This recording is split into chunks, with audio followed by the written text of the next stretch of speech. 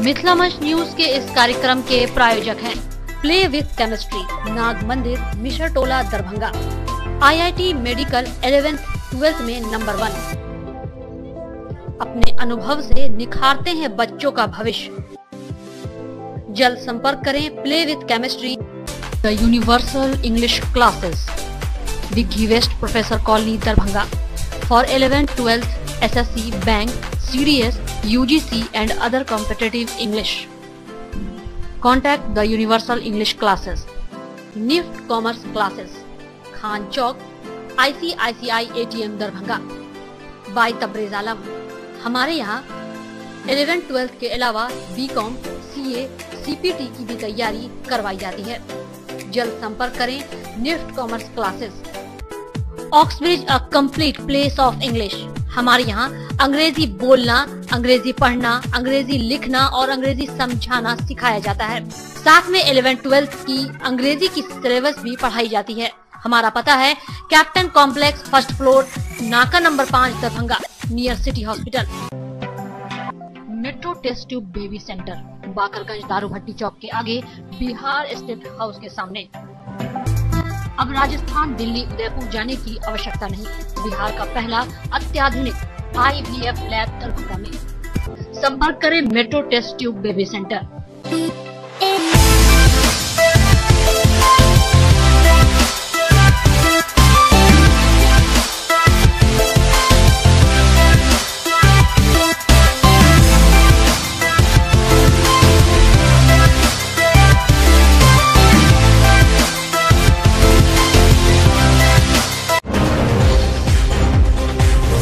मारवाड़ी महाविद्यालय में अंतर स्नातक की परीक्षा चल रही है। यह परीक्षा 1 नवंबर से 5 नवंबर तक चलेगी, जिसमें 1500 के करीब छात्र छात्राएं सभी संकायों में परीक्षा दे रहे हैं।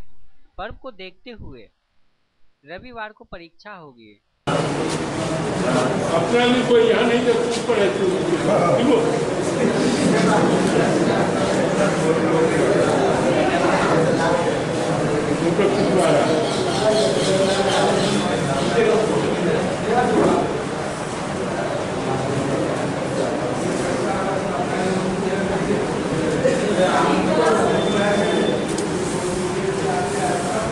तक का है और ये बिहार विद्यालय परीक्षा समिति के निर्देशानुसार 1 तारीख से संचालित है और 5 तारीख तक चलेगी। इसमें बच्चों का जो है, जो इसका फॉर्म भराया जा चुका है, क्योंकि फॉर्म इस बार पहली बार टेस्ट से पहले भराया गया और ऐसा होता था कि टेस्ट के बाद फॉर्म भराया जाता था। फिर भी निर्देश है बिहार विद्यालय परीक्षा समिति का कि टेस्ट ले लिया जाए। इसमें हम देखेंगे कि जो बच्चे फेल कर रहे हैं तो उसमें जो प्रावधान है, तो उस समय में हो सकता है कुछ छात्र एडमिट कार्ड उसका रुक जाए और अगले साल के लिए तैयारी करेगा वैसे छात्र। तो छात्र की उपस्थिति 100% है। आपने निरीक्षण किया है क्या पाया छात्रों के बीच? बहुत विशुद्ध वातावरण हो रहा है, क्योंकि ये आंतरिक परीक्षा माना गया है, जांच परीक्षा, और ये बच्चे समझ रहे हैं कि हम अपनी जो तैयारी कर रहे हैं तो अपने आप में कितनी तैयारी है। तो बच्चों का मूल्यांकन बच्चा अपने आप करेगा, तो तैयारी उसी हिसाब से, फिर जिसमें कमी रहेगी, जिसमें कम मार्क्स आएगा, तो बच्चे उसी हिसाब से तैयारी करेंगे। और मेरे यहाँ जो है पूरा जो है नियंत्रित है, सारे टीचर हमारे वहाँ हैं मौजूद और पूरा वातावरण शुद्ध। दरभंगा के सांसद कीर्तिजा आजाद ने पत्रकारों के एक सवाल के जवाब में उन्होंने कहा कि अभी मैं सांसद हूं और अगले 10 वर्षों तक किसी दूसरे के लिए कोई बहाली दरभंगा लोकसभा क्षेत्र में नहीं है। सांसद है यहाँ की जी, मेरा वही कहना है जी। उम्मीदवार में और सांसद में फर्क होता है। जी जी। उम्मीदवारी तो बहुतों की है और जहाँ तक सीट की बात है उसमें तो स्वाभाविक है कि भारतीय जनता पार्टी की सीट बनती है। अब यह गठबंधन क्या तय करता है ये उन पर निर्भर करेगा और जब समय आएगा तो सबको पता लग ही जाएगा। तब तक अटकनों का बाजार गर्म रहेगा और रहना भी चाहिए, कम से कम कुछ उत्सुकता तो बनी रहे। लेकिन सर आप तक खबर आई होगी, मेरे तक तो नहीं आई कि किसी पार्टी ने उम्मीदवारी घोषित की है। अभी तक तो किसी ने घोषित नहीं की है। हाँ, ये ज़रूर है कि जो स्वयंभू नेता हैं वो अपने आप को घोषित मानकर यहाँ वहाँ घूम रहे हैं। सर कयास लगा, सारी चीज़ें ऐसी हैं जो सदैव लोगों के अटकनों के बीच में पड़ी रहती है और इसकी गर्मी बनी रहनी चाहिए, अच्छी बात है।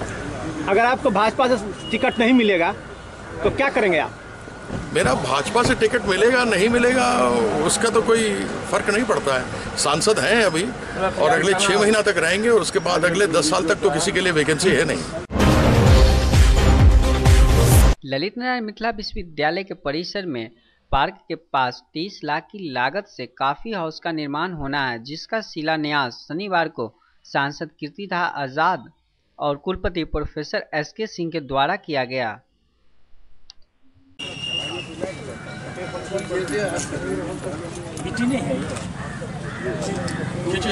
उठा दीजिए, उठा दीजिए।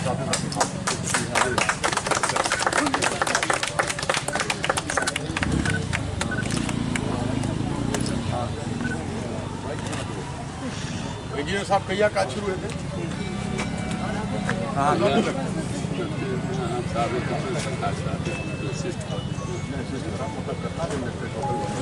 निकला है पढ़ लिया के सहयोग से।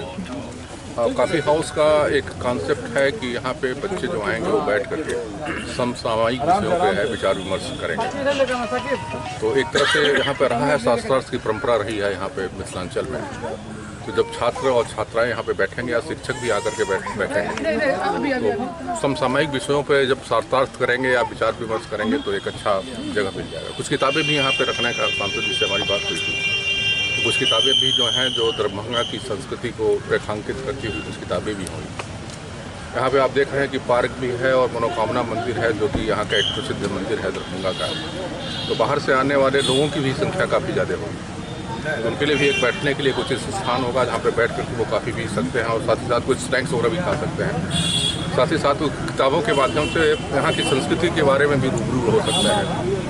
तो ये कॉफ़ी हाउस के लिए विश्वविद्यालय परिवार जो है सांसद जी के प्रति कृतज्ञ है और हमें पूरी उम्मीद है कि यहाँ पे स्थापित होने के बाद छात्र छात्राओं को बैठने विचार विमर्श करने का एक अच्छा। इसी साहब का आभार व्यक्त करते हैं कि उनके सामने जब इस विषय पर बात हुई थी तो उन्होंने बिना कुछ ज़्यादा बात करते हुए कहा कि बहुत ही अच्छा यह एक योजना रहेगी और इन्होंने हमें जगह दिया और उसके लिए हम लोग ये कार्यक्रम कर रहे हैं। उससे पहले भी मालूम है कि मनोकामना मंदिर के सामने हमने अपने एक शिक्षकों से यहाँ पर एक पार्क बनाया था।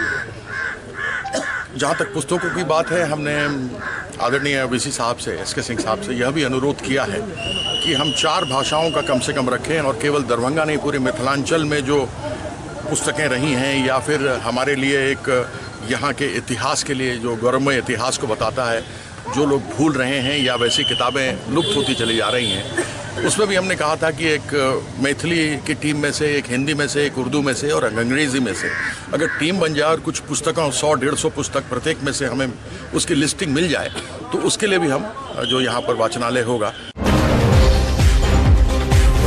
7 नवंबर को दिवाली पर्व मनाया जाएगा, जहां एक तरफ सभी खुशियां मनाएंगे तो दूसरी तरफ मिट्टी के दिए बेचने वाले उदास रहेंगे, क्योंकि इन मिट्टी के दिए के जगह नई चाइनीज सामान एवं लाइटें ले ली है।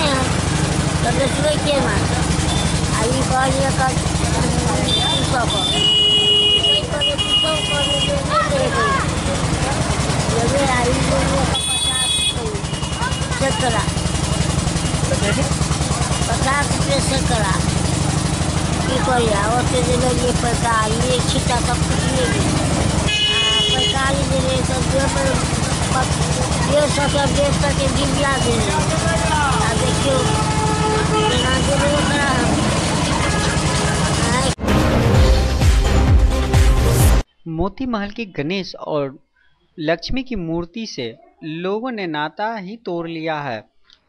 अब मोती महल के जगह चीनी मिट्टी की बनी मूर्ति ने जगह ले ली है। एक और मिट्टी के महल की मूर्ति 60 से 80 रुपए में बिकती है, तो चीनी मिट्टी की बनी मूर्ति 40 से 150 रुपए तक बिकती है।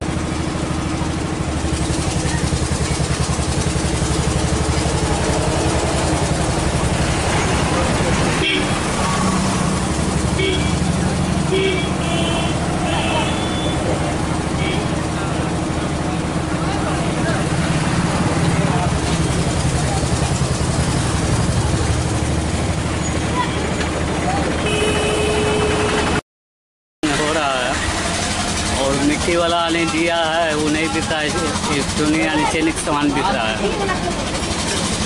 क्या बिक रहा है? वही बिजली वाला आइटम सब बिक रहा है, ये मिट्टी वाला दिया नहीं बिक रहा है। तब से यानी चैनिक सामान बिक रहा है, तब से मिट्टी वाला का चौपट हो गया। मूर्ति की बात करें, गणेश लक्ष्मी की मूर्ति की बात करें तो अभी फिलहाल तो अभी ये वो बिक रहा है। अब आने समय आने के बाद यार निश्चित नहीं होगा। क्या दाम रखा है? क्या दाम रखा हुआ है? कम से कम 80 रुपया 70 रुपया मूर्ति मार का। ज़्यादा से ज़्यादा कितना दाम? कम से कम आने 70 रुपया। लोग क्या पसंद करते हैं? वही मूर्ति मार का। क्या नाम है? अजय पंडित।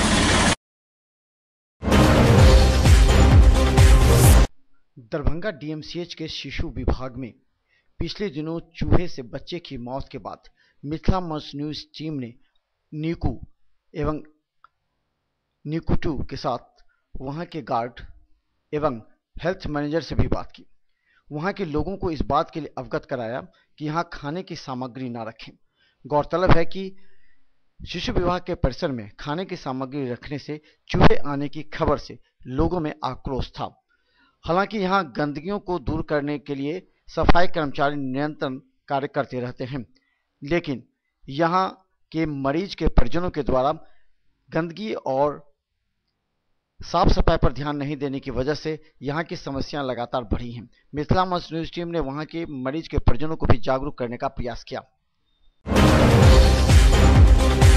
मरीज है आयुष्मान भारत का जी पहला केस हुआ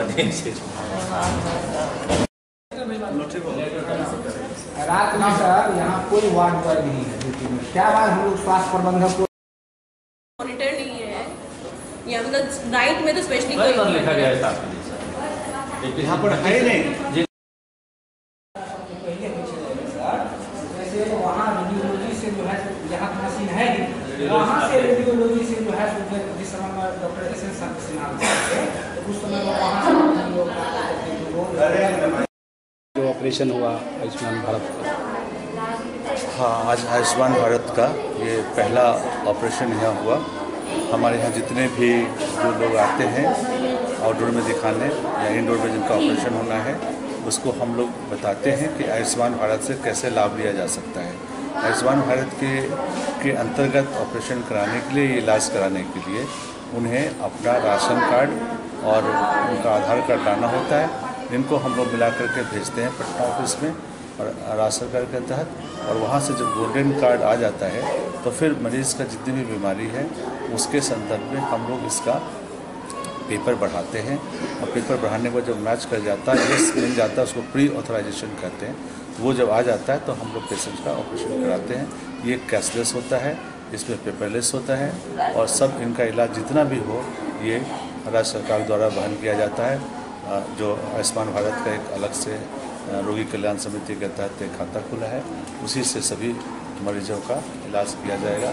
मरीज़ की जितनी भी जांच है, जितना भी इलाज है, जितनी भी ब्लड है, कुछ भी है, इसमें सभी राज्य सरकार इसका वहन करती है।